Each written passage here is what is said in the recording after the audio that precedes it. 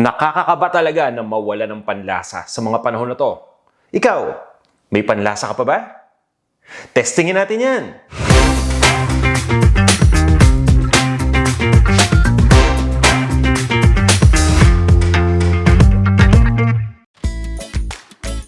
Kaya naman, para sa video na to, magluluto tayo ng dalawang napakalasang dishes. Una kong iluluto ang lechon kawali na binagoongan. Sarap niyan, ano? At yung isa pa, yung bangus naman. Ang tawag dito ay bangus with oyster sauce and tausi. Napakasimpleng mga lutuin, kaya umpisahan na natin. Magpapainit lang ako ng mantika. Una kong iluluto yung lechon kawali na binagoongan. So, ito yung 3 cloves na garlic. At ilagay na natin kagad dito sa ating lutuan. Haluin lang natin at antayin lang natin na itong bawang ay mag-umpisa ng mag-brown. Diretso na natin yung sibuyas. Isang perasong sibuyas lang to na chinop ko. At habang ginigisa yung bawang at sibuyas, naglalagay din ako ng kamatis. Dito sa ating lulutuin na binagoongang lechon kawali, dinadice ko lang ito. Pwede na nating ihalo dito sa ating lutuan. Lalagyan nga pala natin ito ng talong mamaya, ha? So ngayon, habang nagigisa tayo ng sibuyas, ng bawang at ng kamatis, ipe-prepare ko na muna itong ating lechon kawali. Itong lechon kawali natin, hindi natin iluto sa kawali. Gumamit ako ng air fryer. At para malaman ninyo yung exact na method kung paano ko ito ginawa, nilagay ko yung link sa isang mga testing video natin sa paggawa ng air fried na lechon kawali. Pakicheck nyo lang yung description ng video natin para makita ninyo. Ang pinakamagandang paraan ng paghiwa para hindi talaga masira yung pagkakaluto ng ibabaw, ang ginagawa ko dyan, binabaliktad ko. Sa ilalim ako nag-uumpisa kasi ang tendency kapag hiniwa natin yung lechon kawali sa ibabaw at talagang napakalutong yan, magkakrak lahat yan, lalo na kapag purol yung kutsilyo na gamit ninyo. Parang gusto ko kumain na lang eh. Sarap. So itong gamit nating lechon kawali ay 2 pounds. Yung dami, no? Ilagay na natin yung bagoong. Ang gamit ko yung bagoong na store-bought. Yung luto na, nagisa na. Pwede kayong gumamit dito ng bagoong na hindi pa nagisa. Total, gigisa din naman natin eh. Haluin lang natin yan. So yan talaga magbibigay ng lasa dito sa dish na to. Kaya nga tinawag na binagoongan eh. Bango. May bagoong na rin ako. So once na malagay na natin yung bagoong, igigisa ko lang ito ng mga 1 minuto since nagisa na itong bagoong na gamit ko. Kung hilaw na bagoong yung gamit ninyo, pwede nyo igisa ito hanggang mga 3 minuto, hanggang mga 5 minuto pa. Walang problema yan. Depende sa inyo. Basta importante, lutong-luto na. So maglalagay lang tayo ng tubig.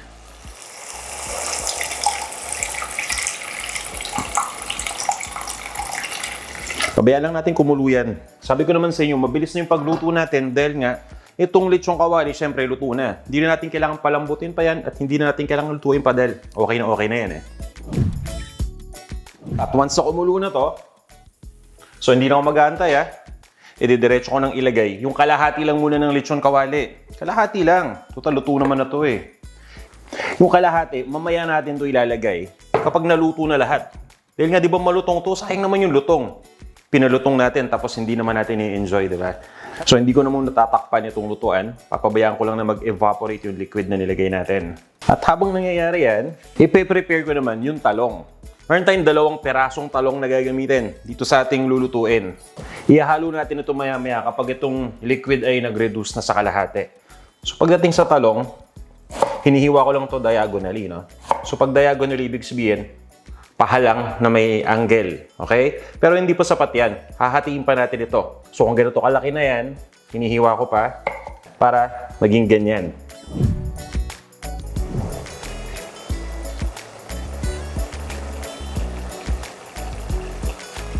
Yan. After 30 minutes, nag-evaporate na yung liquid sa kalahati. No? So nag-reduce na.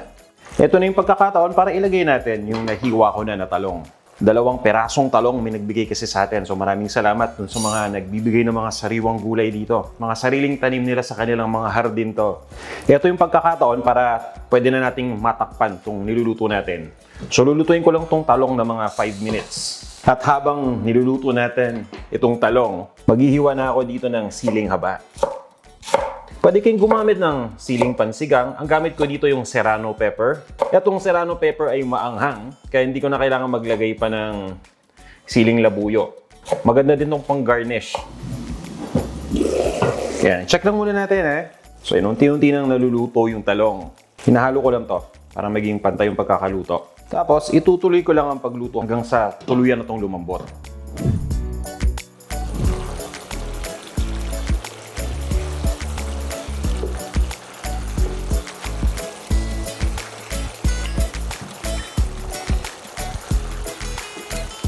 So at this point ay malambot na yung talong. So kita nyo naman, di ba? Lutong-luto na yan at malambot na.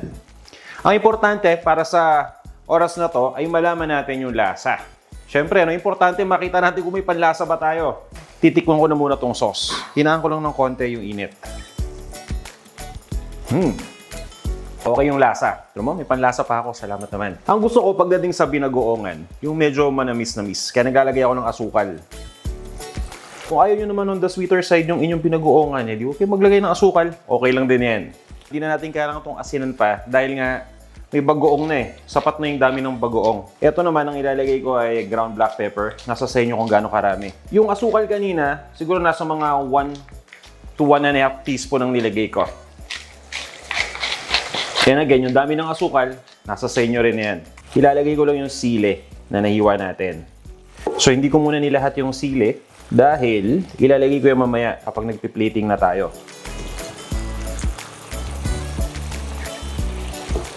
So, ayan.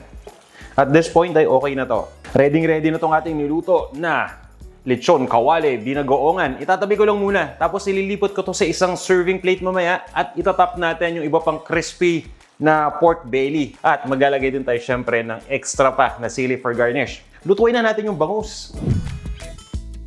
Para naman dito sa ating bangus na may tausi in oyster sauce. Simple lang ding lutuin to. So yung bangus kanina, na air fry ko na, kaya lutong-luto na yan. Ang gagawin ko ngayon, magigisa lang ako ng bawang at ng sibuyas, tapos ilalagay ko lang yung mga sauce. At lulutuin natin o ilalagay natin yung bangus na na-air fry na natin dun sa sauce. So habang nagpapainit tayo nitong mantika, ipe-prepare ko muna yung bawang. So gamit ko dito 2 cloves lang na bawang.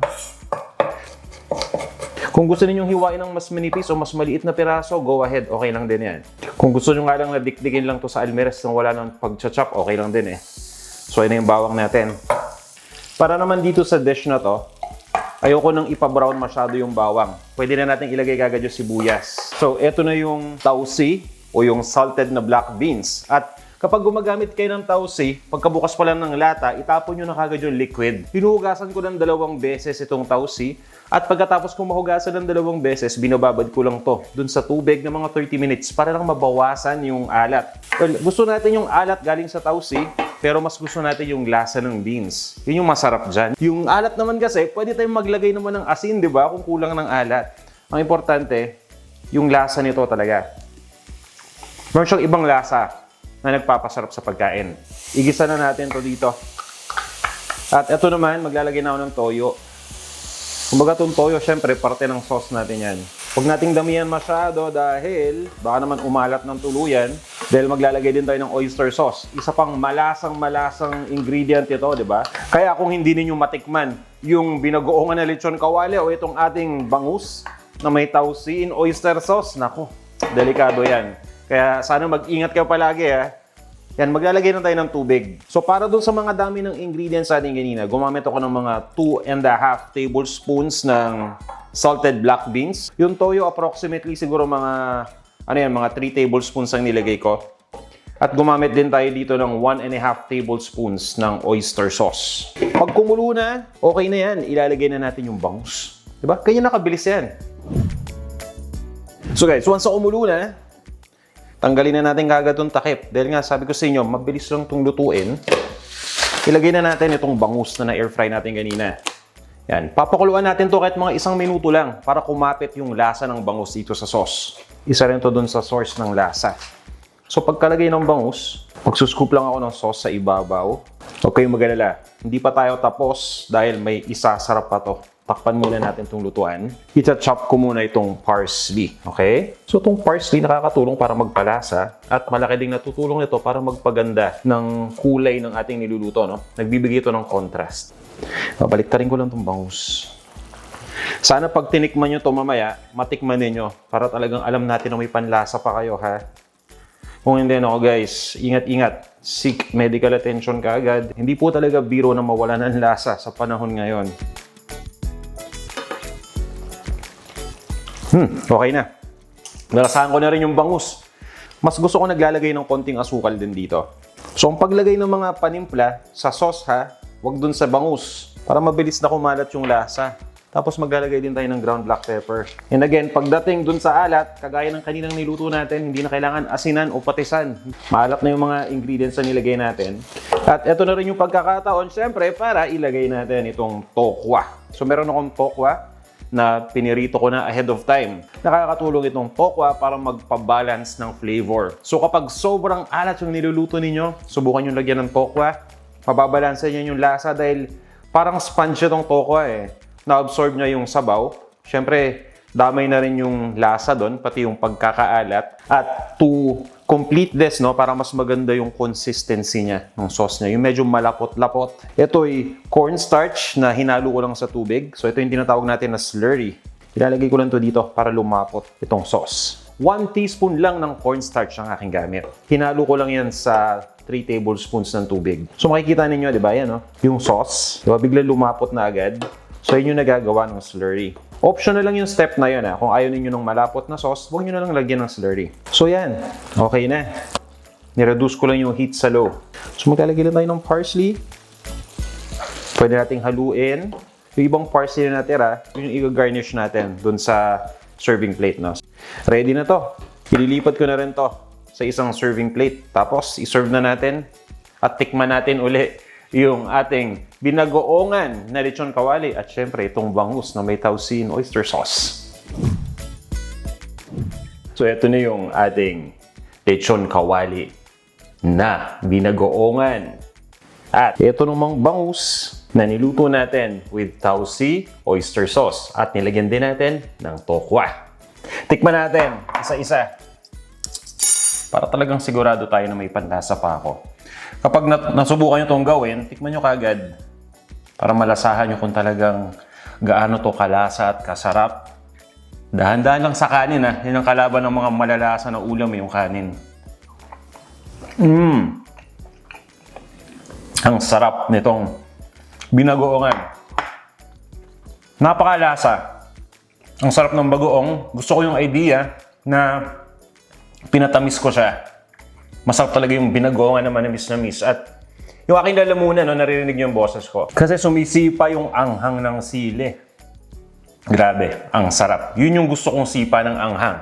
Tikman naman natin itong bangus. Ang tinitikpan ko dito yung sauce lagi eh, kasi ito yung magdadala. Pero sasamahan natin ang tokwa. Grabe. Napaka-flavorful ng sauce. Lasang-lasa ko din yung bangus dun sa sauce dahil kumapit na. Tama-tama yung timpla natin. At sabi ko nga sa inyo, no, yung tokwa ang nagbabalance ng flavor. So kapag kinain natin itong dish na to, samahan natin ng tokwa, I think okay na okay talaga. Pag sinamahan nyo pa yun ng mas maraming kanin, syempre, mas okay. Pero again, dahan-dahan tayo sa kanin ha. Sana may natutunan kayong bago dito sa ating mga featured recipe. And I wish guys na hindi mawala ang inyong panlasa ha. Magkita-kita tayo sa susunod. Hanggang sa muli.